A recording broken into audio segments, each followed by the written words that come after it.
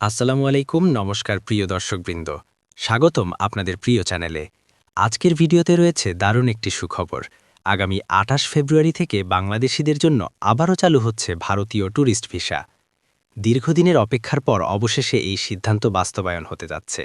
যারা চিকিৎসা, ভ্রমণ, আত্মীয়স্বজনের সঙ্গে দেখা করা কিংবা শপিং ও ঘোরাঘুরির উদ্দেশ্যে ভারতে যেতে চাচ্ছিলেন, তাদের জন্য এটি বড় স্বস্তির খবর। কি জানানো হয়েছে? ভারতের হাইকমিশন সূত্রে জানা গেছে, ২৮ ফেব্রুয়ারি থেকে পর্যায়ক্রমে ট্যুরিস্ট ভিসা আবেদন গ্রহণ ও ইস্যু শুরু হবে।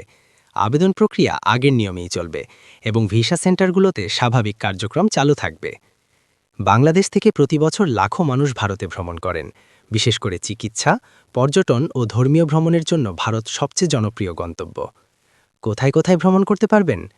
ভারতে ট্যুরিস্ট ভিসা চালু হলে আপনি সহজেই ভ্রমণ করতে পারবেন কলকাতা, চিকিৎসা ও শপিংয়ের জন্য জনপ্রিয়; নতুন দিল্লি, ঐতিহাসিক স্থাপনা ও দূতাবাস এলাকা; বোম্বে, ব্যবসা ও সমুদ্র সৈকত; বেঙ্গালুর, আধুনিক প্রযুক্তি নগরী; চেন্নাই, উন্নত চিকিৎসা সেবা। এছাড়াও আগ্রা, জয়পুর, দার্জিলিং সহ অসংখ্য পর্যটন স্পটে ভ্রমণের সুযোগ থাকবে। কিভাবে আবেদন করবেন? ১. অনলাইনে ফর্ম পূরণ করতে হবে। ২. প্রয়োজনীয় কাগজপত্র সংযুক্ত করতে হবে, যেমন পাসপোর্ট, ছবি, এনআইডি কপি ইত্যাদি। ৩. নির্ধারিত ভিসা সেন্টারে বায়োমেট্রিক দিতে হবে। ৪. নির্দিষ্ট সময়ের মধ্যে পাসপোর্ট সংগ্রহ করতে পারবেন। মনে রাখবেন, আবেদন করার আগে সব তথ্য সঠিকভাবে পূরণ করা অত্যন্ত জরুরি। ভুল তথ্য দিলে ভিসা রিজেক্ট হতে পারে। কতদিনের ভিসা পাবেন?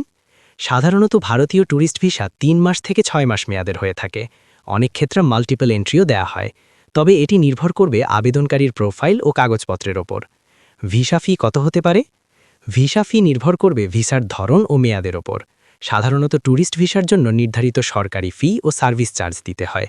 সর্বশেষ ফি জানার জন্য নির্ধারিত ভিসা সেন্টারের অফিসিয়াল নোটিশ দেখার পরামর্শ দেয়া হচ্ছে।